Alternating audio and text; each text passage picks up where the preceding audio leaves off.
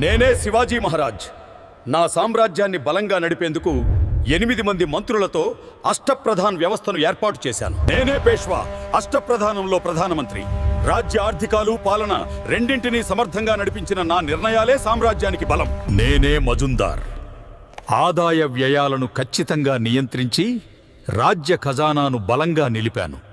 నేనే వ్యాకెనవీస్.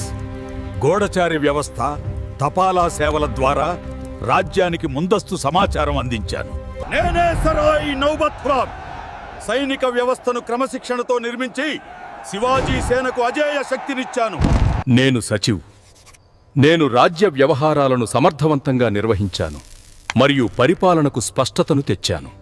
నేను దబీర్. నేను విదేశీ వ్యవహారాలను మరియు రాజ దర్బార్ కార్యక్రమాలను గొప్పగా నిర్వహించాను. నేను పండితరావు. నేను ధార్మిక మరియు చారిటబుల్ వ్యవహారాలను పర్యవేక్షించాను మరియు నేను సామ్రాజ్యానికి ఆధ్యాత్మిక బలాన్ని నేను ప్రదానం చేశాను. నేను న్యాయమూర్తిని. ధర్మమే రాజ్యానికి పునాది అని చాటి చెప్పడం ద్వారా నేను చట్టబద్ధమైన పాలనను స్థాపించాను.